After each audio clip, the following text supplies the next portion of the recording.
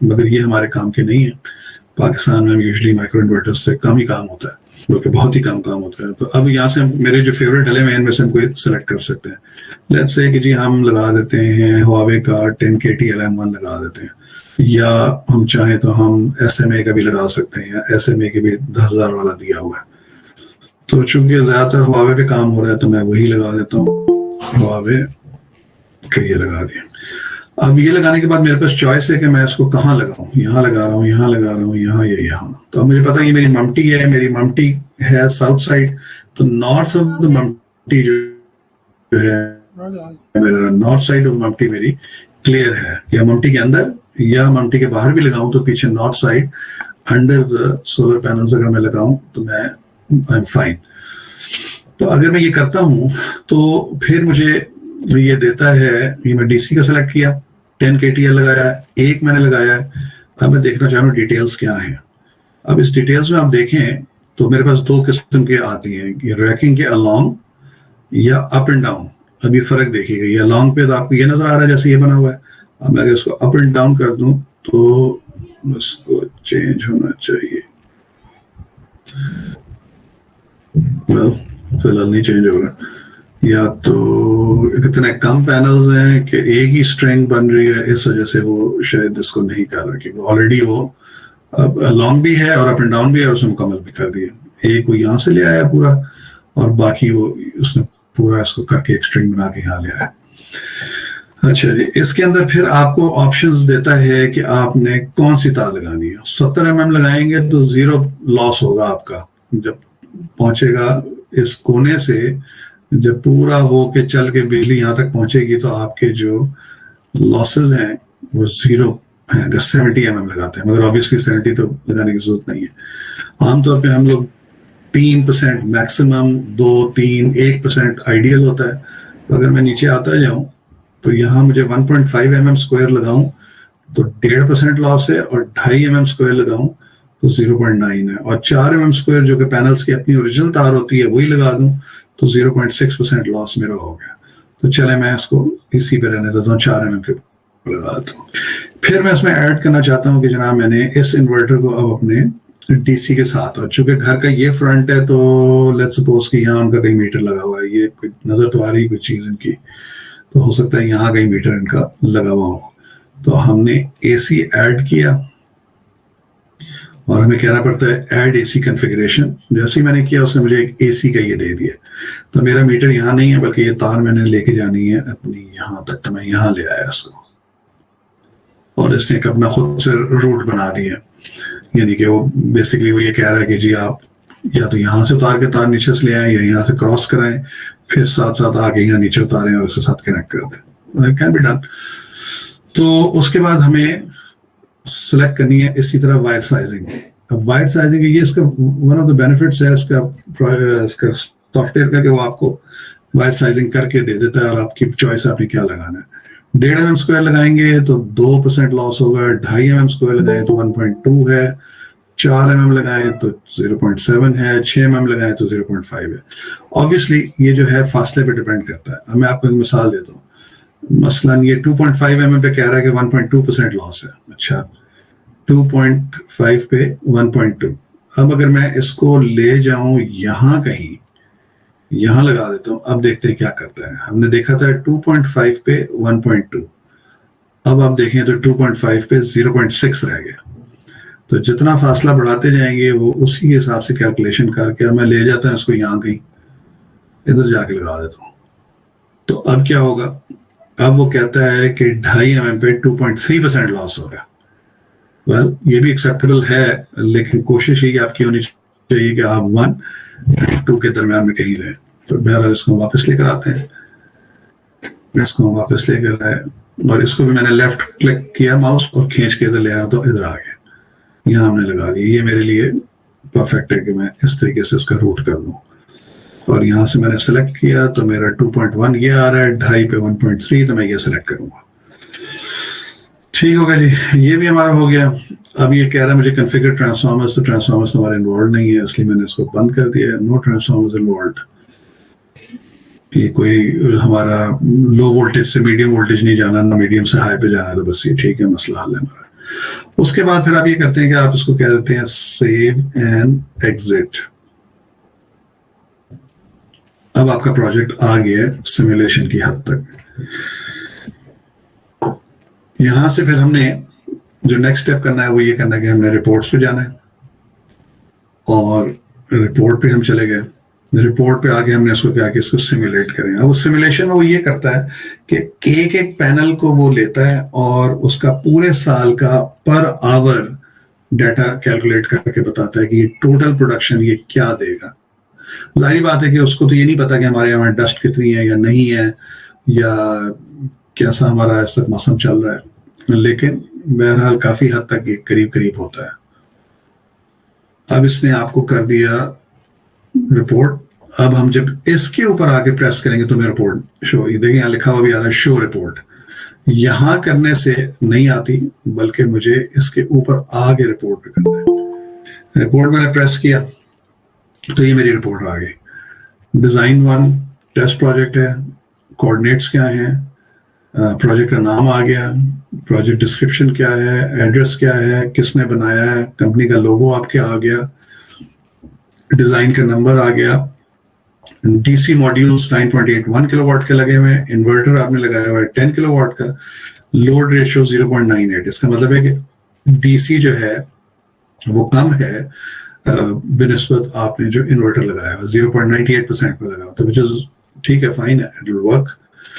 Annual production आपको दे रहा है 14.18 मेगावाट आवर, और परफॉर्मेंस रेशियो 78.3 आ रही है किलोवाट पर किलोवाट पीक। इसका मतलब ये होता है कि 1445 किलोवाट आवर्स आपको मिलेंगे साल के हर 1 किलोवाट पीक लगाने से। यानी कि 1 किलोवाट के पैनल्स आप लगाएंगे, जो लगाए हुए हैं आपने 1 किलोवाट के पैनल्स, वो आपको 1445 किलोवाट आवर्स देंगे 1 साल का।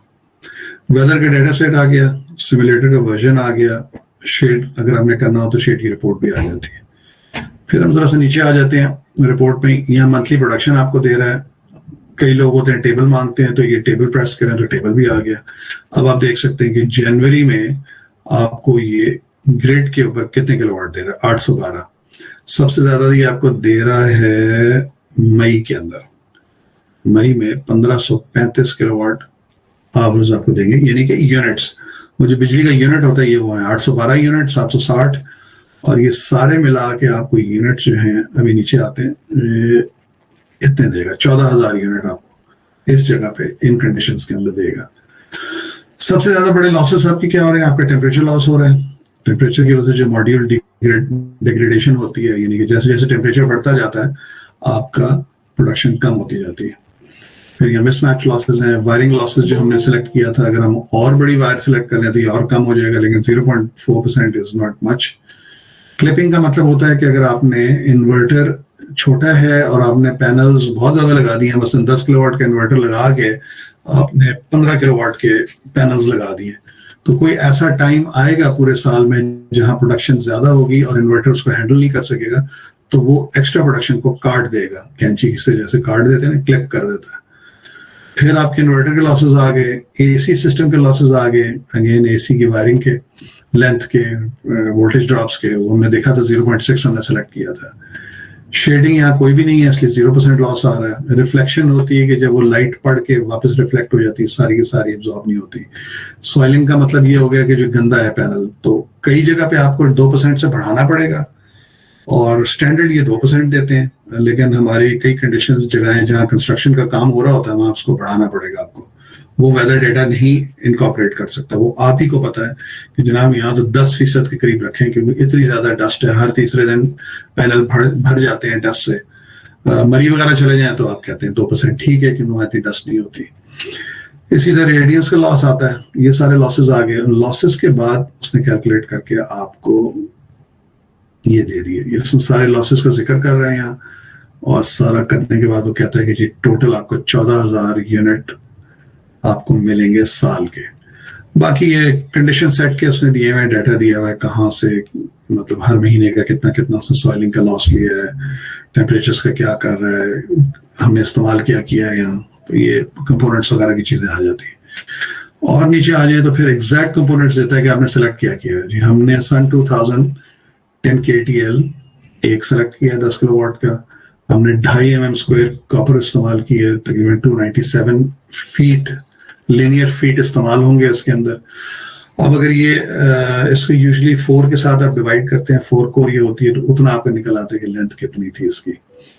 स्ट्रिंग्स जो है 4 mm की आपकी एक स्ट्रिंग है, 80 फुट है। 80 फुट का मतलब ये है कि उसको आप डिवाइड करेंगे 2 से, क्योंकि 2 आती है पॉजिटिव और नेगेटिव, तो ये 40 फुट के करीब रह जाएगी स्ट्रिंग। एक 2 मिला के 2 कोर स्ट्रिंग 40 फुट की है। मॉड्यूल्स का नाम आ गया और वो हो गया। फिर आपको ये बताता है कि आपकी स्ट्रिंग साइज उसे 4 से लेके मिनिमम 4 थी, मैक्सिमम 20 के दरमियान आपकी स्ट्रिंग साइज। तो चूंकि हमारे पैनल 18 लग रहे हैं, तो इसका मतलब उसने एक ही स्ट्रिंग बना दी है, लॉन्ग रैकिंग। इधर आपको फील्ड सेगमेंट दे रहा है, फ्लैश माउंट बता रहा है, हमने पोर्ट्रेट में लगाए थे, 10 डिग्री पे लगाए थे। ये हमारा अजमत था। इंटररो स्पेसिंग 0.1 का मतलब है कि 1 इंच हमारा चल रहा है। फ्रेम साइज एक ही फ्रेम लगाया हुआ है, 18 उसमें मॉड्यूल्स लगे हुए हैं, पावर उनकी ये है टोटल। और साथ उसने एक आपको ये ड्राइंग दे दी आपके मोनोग्राम के साथ। अब आप इसको चाहें तो आप डाउनलोड कर लीजिए और उसके बाद अपने कस्टमर को आप दे सकते हैं उसके लिए। साथ में आपको एक शेड रिपोर्ट भी दिखा देता हूँ, वो कैसी लगती है। जहां आपके पैनल्स और तरीके से लग रहे हैं, ये बिल्डिंग्स ऊंची हैं, वहां आपको ये शेडो का पूरा नजर आएगा। ये आपको सारे ग्रीन नजर आ रहे हैं। ग्रीन का मतलब है कि 100% कोई शेड नहीं है, 100% प्रोडक्शन है इसके ऊपर। आप यहाँ नीचे आएंगे तो हर सेगमेंट का अगेन वही आपको टेक्निकल डाटा दे रहा है, सारा प्रोडक्शन दे रहा है। हर महीने का आपको बता रहा है कि क्या लॉस है। देखें आप तो 100% है सारा, कोई लॉस नहीं है शेड की वजह से। और उसके बाद आप आए नीचे तो ये ईस्ट के साथ से भी शेड देता है और वेस्ट, यानी कि साउथ वेस्टर्न एंगल और साउथ ईस्टर्न एंगल के हिसाब से भी बता रहा है कि क्या है। तो ये हो गया आपका ये सिलसिला। अच्छा, अब हमने उस वक्त एक काम ये किया था, मैं आपको बता रहा था कि डिज़ाइन के अंदर मैं वापस आने के लिए मैं सिस्टम डिज़ाइनर में आया। मैं वापस इसमें आया और मैंने कहा कि नहीं, मैं एंगल इसका चेंज करना चाहता हूँ। ठीक है, अब नए वर्जन पे एंगल चेंज करें। हमने क्रिएट किया न्यू वर्जन और हमने आके इसको कहा कि इस सेगमेंट का एस्मेथ जो है मैं रखना चाहता हूँ 180। अच्छा, मैंने उसको उड़ाया और मैंने कर दिया 180। जब 180 किया तो उसने खुद भी बखुद अपना आपको 180 पे कर लिया। अब इसको 180 पे करने के लिए हमें अपना बिल्डिंग का थोड़ा सा ये जो हमारा बना हुआ स्ट्रक्चर, इसको हम थोड़ा सा ठीक करेंगे ताकि उसके मुताबिक वो हो जाए। मैं इसमें से हटा देता हूँ यहाँ से 2 फुट का, ताकि हमें ये तंग ना करे। इतना टाइम नहीं है हमारे पास। और हमने इसको करना था वही 9 के करीब, तो ठीक है, इसको हम जरा सा यहाँ कर देते हैं ताकि हमारे पैनल्स ऐसे लग जाएं। और अब इसकी शेप कुछ मुनासिब हो गई है। हमने हमेशा ये भी देखना था कि हमें लगाने में भी आसानी हो, मुश्किल चीज ना बना लें अपने लिए।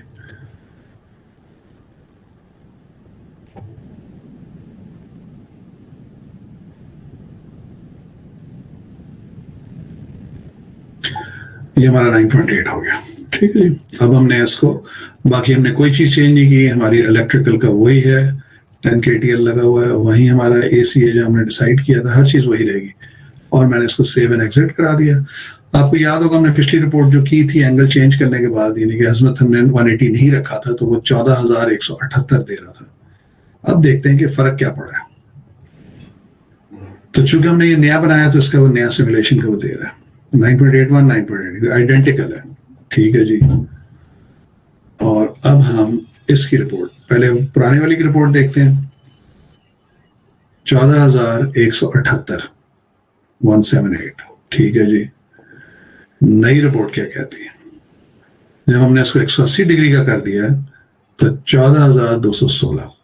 तो अब खुद देख लें, 178 से 216 यानी कि 22, 22, 32, 38 यूनिट्स का फर्क पड़ा। खाली 40 यूनिट और लगाने में आप देखें कितना मुश्किल हो जाएगा हमें इस तरीके से लगाने में।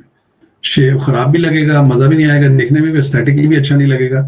तो क्या था। तो ये फायदा है सॉफ्टवेयर का कि आप मुख्तलिफ सिनेरियोस करके देख के डिसाइड कर सकते हैं कि इस सिचुएशन में, इस जगह पे, इस घर के ऊपर अगर हम मुख्तलिफ तरीकों से लगाएं इसको तो क्या हमें फायदा या नुकसान है।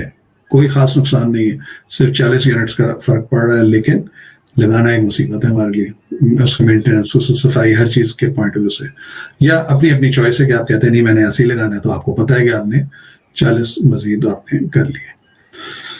तो ये था इसका जनाब ओवरव्यू और डिजाइन और फायदा, वो आपने सारा इसका देख लिया। अब अगर आपके कोई क्वेश्चंस हैं तो प्लीज उनको प्रेजेंट कर सकते हैं। जी आसिफ साहब।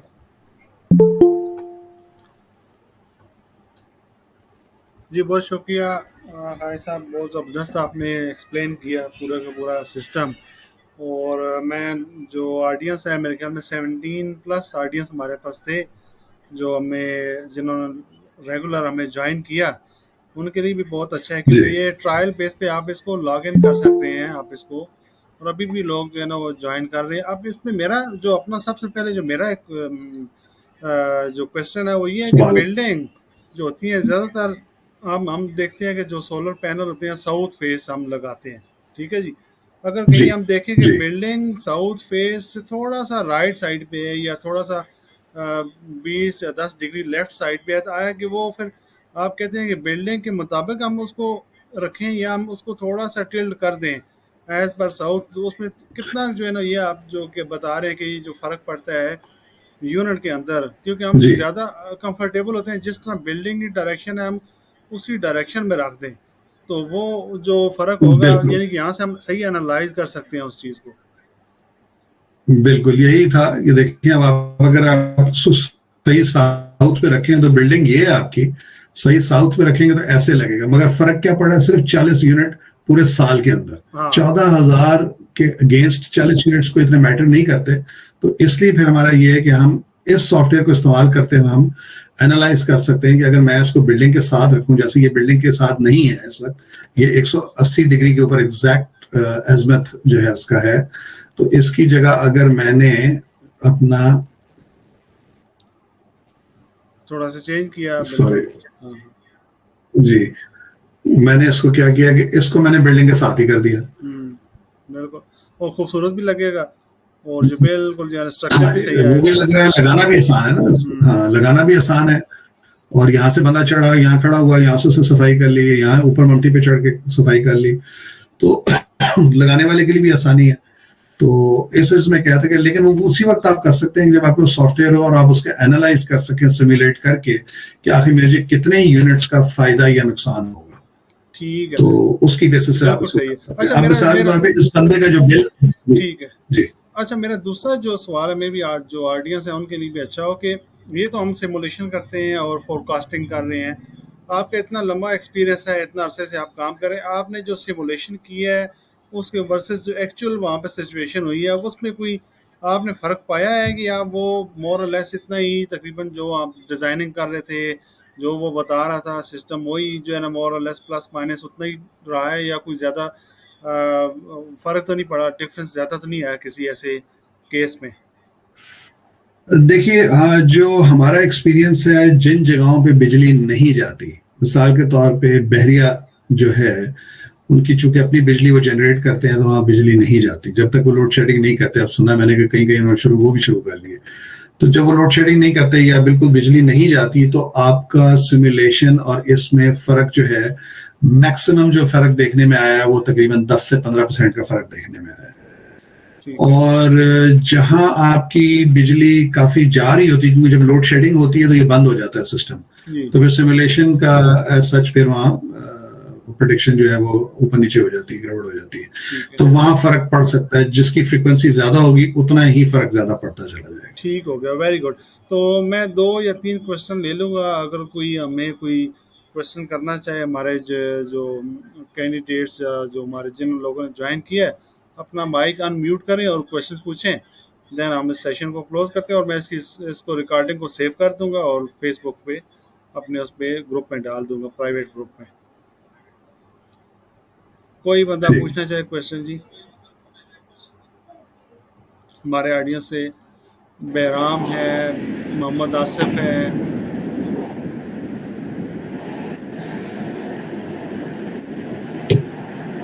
और हम शायद मेरे ख्याल में आपको पूछना चाहते हैं क्वेश्चन, या बहराम? हेलो जी जी सर, बहराम हूँ जी। सर। मैं ये पूछना चाह रहा था कि कुछ साइड पे अगर हम जाते हैं तो उस पे हमें पता है कि हम इतनी ही वायर लगा रहे हैं, तो क्या वो इसके अंदर हम ऐड कर सकते हैं? वायर ऐड करने से आपका क्या मतलब था? मतलब कि ये है कि हमें पता है कि सेकंड फ्लोर पे इन्वर्टर लग रहा है, जी तो सीधा सीधा हमें पता लग रहा है कि इतने फुट की केबल लग रही है जी डीसी वायर। हाँ जी हम वो उसके लॉसेस वगैरह देखने के लिए कि उसको इसमें ऐड कर सकते हैं? जी जी बिल्कुल कर सकते हैं, आप बिल्कुल कर सकते हैं, लेकिन इसकी वो थोड़ा सा एक ट्रिक होती है उसकी। वो ट्रिक ये है कि अगर आपको पता है कि आपने जो आपका यहाँ से लेके यहाँ तक, मिसाल के तौर पे आप कह रहे हैं आपको एग्जैक्ट पता है, चूंकि आपने साइट सर्वे किया है, तो वो समझे कि 100 फुट है। अच्छा, अब अगर हम पहले को देखें इससे कि 100 फुट पे है कि नहीं है, वो हम पहले ये देखेंगे कि कितने फुट पे है। तो उसके लिए आपको दोबारा जाना पड़ेगा रिपोर्ट के ऊपर, जब उसने रिपोर्ट जनरेट की है हम रिपोर्ट पे जाते हैं और हमने यहाँ जाके देखा कि एक मिनट,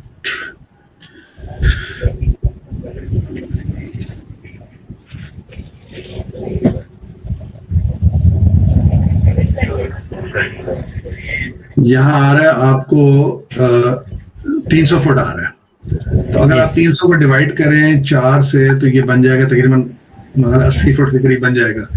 तो आप क्या करेंगे कि वहां जाके, अब हम वापस आते हैं डिजाइन पे, और डिजाइन पे आके, ये नहीं कि हम इसको एक किस्म का धोखा दे रहे हैं, मगर हमने अपना काम तो चलाना है। तो हमने क्या किया कि हमने इसको यहाँ ले आए, ठीक है, यहाँ लाए, हमने इसको किया सेव एंड एग्जिट, फिर हम रिपोर्ट पे गए, चूंकि हमने चेंज किया तो दोबारा सिमुलेट करना पड़ेगा, दोबारा सिमुलेशन हुई उसकी, फिर हमने यहाँ प्रेस किया और अब हम नीचे आके देखेंगे ये 437 यानी कि तकरीबन 100 फुट हो गया, ठीक है। तो हमारा ये मकसद हल हो गया कि जब हम 100 फुट चाह रहे थे, अब हम ये देखना चाहते हैं कि उसमें लॉसेस हो कितने हैं। डिजाइनर पे आए वापस, आने के बाद हम इलेक्ट्रिकल साइड पे गए, इलेक्ट्रिकल में हम एसी साइड पे गए, तो ये आप देखें तो लिखा हुआ आ रहा है 1.9% लॉस है 100 फुट के ऊपर। तो 2.5 mm की तार 100 फुट इजीली आप डाल सकते हैं इस साइड के ऊपर। इससे कम जितनी होगी वो आपको पहले ही लॉसेस कम होते चले जाएंगे।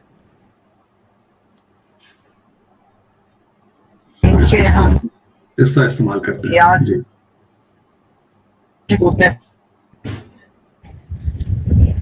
आपकी आवाज कट रही है।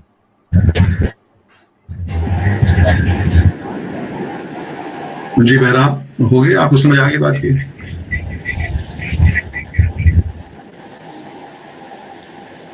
आवाज सही नहीं आ रही, आवाज कट रही है। कोई और अगर कुछ जी बहराम की आवाज कट रही तो वो कर ले। और हम शायद है, मेरे ख्याल में आपको पूछना चाहते हैं। No sir. जी जी आराम, शायद आवाज नहीं आ रही। नहीं सर, अभी कुछ नहीं पूछना चाहते। अच्छा ठीक है, तो इसके अलावा कोई और बंदा ठीक है। मेरे ख्याल में ख्वाहिश साहब बहुत शुक्रिया। हाँ, अभी कोई सवाल होगा तो उसमें ग्रुप में भी डाला जा सकता है। जी जी, ग्रुप में डाला जा सकता है। मेरे ख्याल में हमारा फर्स्ट सेशन बड़ा कामयाब रहा है। हमने इसको टेक्निकली देख भी लिया, कैसे चीज़ों को मैनेज करते हैं, रिकॉर्डिंग कैसे करते हैं। हेलो जी जी जी जी जी सर, मेरा एक और क्वेश्चन था। जैसा कि ये हमें वो स्ट्रक्चर की भी दिखाता है, हाइट और बैक के इतने फुट का लग रहा है पीछे से, तो क्या हम इसमें वो पोल भी एडजस्ट? नहीं, तो ये सिर्फ हमें स्ट्रक्चर का ही दिखाता है? नहीं, स्ट्रक्चर का नहीं दिखाता, वो हमें करना पड़ता है स्केचअप के अंदर, वो उसमें आप करेंगे। लेकिन इसमें ये जरूर हमें बता देता है कि इसकी लेंथ विड्थ क्या है, उससे आप काम चला सकते हैं। मसलन इसका तरीका मैं करता हूँ इस तरीके से कि अगर मैंने यहाँ रखा इस कोने पे, ठीक है, और मैंने इसको यहाँ से यहाँ ले गया, तो मुझे ये पता है कि अगर मैं बीम इधर डाल रहा हूँ तो 23 फुट की बीम डलेगी, वो मुझे पता चल गया कि 23 फुट पे। हाँ जी। अच्छा, अब 10-10 फुट पे, इस तरफ 10-10 फुट पे जाना है, तो मैं इधर आया और मैंने देखा ये बन रहा है 22 फुट 3 इंच। तो इसका मतलब ये होगा कि एक पोल मैं यहाँ दे दूंगा कहीं 2-2.5 फुट पे, फिर मैं यहाँ कहीं पोल दूंगा, और फिर यहाँ तो टोटल मेरे 3 पोल लगेंगे 22 फुट 6 इंच के अंदर। ठीक है जी। और उसका बाद हो जाएगा कि यहाँ मैं अगर 12 फुट कर देता हूँ, और यहाँ मैं आके कर देता हूँ से 9 फुट कर देता हूँ, 10 फुट कर देता हूँ, मेरा एंगल भी ठीक हो जाएगा। वो कुछ कैलकुलेशंस खुद करनी पड़ती हैं, इतनी डिटेल में ये नहीं लिखा। सही है, ठीक है, ठीक है। स्केचअप पे आप बना सकते हैं अपना जैसे बनाना चाहते हैं। जी ठीक है सर। उसके ऊपर हारून है, हमारे पार्टिसिपेंट हैं साथ हमारे ग्रुप के अंदर थे, आज पता नहीं है या नहीं है, वो बड़े माहिर हैं उसके अंदर स्केचअप में, तो वो आपकी उसमें वो नेक्स्ट वीक उस पे हम ट्रेनिंग अरेंज करेंगे, तो इसको कुछ टाइमिंग भी हम थोड़ा सा अपडेट करेंगे। मेरा ये ख्याल है कि हम संडे को रखा करें सुबह के टाइम, यानी कि 10:30 या 11 o'clock, जो ही जागते हैं ना लोग, तो घर में ही बैठे होते हैं, तो साथ ही आधा घंटे की कॉल कर लें, देन उसके बाद जो है ना उसको कंटिन्यू करें। अगर वीकली ना हुआ तो at least once in a month हम कर लें, ठीक है। लेकिन ये है कि हम एक्टिविटी सारे जारी रखें। वंस इन अ मंथ बेहतर है, मतलब बहुत ज्यादा वंस इन अ मंथ करें, और संडे को हम 11 बजे मॉर्निंग टाइम रखें। इवनिंग टाइम थोड़ा सा होता है, लोग ट्रैवलिंग पे होते हैं, आगे पीछे होते हैं, तो ये मैंने जी। असल बात ये है कि अगर जर्मनी से गोरिया में करा रहे हो और डेली करा रहे हो तो हम डेली भी बैठ जाएंगे। हाँ, नहीं वो जर्मनी से हम कराएंगे, वो एक संडे रखेंगे, तो उसको 12 का टाइम, दोपहर का टाइम रखेंगे, ठीक है। वो देख लीजिएगा उनके, नहीं उनके तो वो तो जो भी टाइम देंगे उस पे इंशाल्लाह हम सारे मौजूद होंगे। जी जी, वो इंशाल्लाह उनसे मैं लूंगा टाइम नेक्स्ट सेशन। बल्कि मेरा ये है कि आज ये थोड़ा सा हमारा हो गया डिस्कस, मैं देखना चाह रहा था कि कितने लोग इंटरेस्ट लेते हैं, तो इसमें इंटरेस्ट ले रहे हैं। अब हम अपना जो यूट्यूब चैनल है, फेसबुक है, उसको हम फुली वो करते हैं, उसके अंदर जितने रेलेवेंट टॉपिक है, वीडियोज़ हैं, वो भी मैं अपलोड करता हूँ, ताकि एक ही प्लेटफॉर्म के अंदर तमाम इन्फॉर्मेशन जो है हमें वो मिलती रहे। और लिटरेचर हो गया, बुक्स हो गई, जो भी रेलेवेंट चीज़ें हैं हम उसके अंदर डालते जाते हैं, ठीक है सर। तो बहुत शुक्रिया आप लोगों का, सब लोगों का बहुत शुक्रिया, थैंक यू वेरी मच। आप अपना कीमती टाइम आपने निकाला, छुट्टी वाले दिन निकाला, तो आप सारे लोग एंजॉय करें जी, और ख्वाजा साहब आप भी सर एंजॉय करें, और देन इंशाल्लाह फेसबुक पे आपको अपडेट करेंगे। नेक्स्ट वीक इंशाल्लाह सर्टिफिकेट वाला भी इशू आप सबका सॉल्व हो जाएगा, जो नेफ्टेक्स से आने हैं, मैं उस पर काम कर रहा हूँ। और बाकी इंशाल्लाह आप लोगों से इन टच रहेंगे, और देखते हैं आगे फ्यूचर में प्लान है। पेशावर की भी हम कराएंगे, कराची की भी इंशाल्लाह ट्रेनिंग प्लान कर रहे हैं, तो सारी चीज़ें हम साथ साथ इंशाल्लाह करेंगे। Okay, thank you very much, stay in बहुत शुक्रिया जी। अस्सलाम वालेकुम।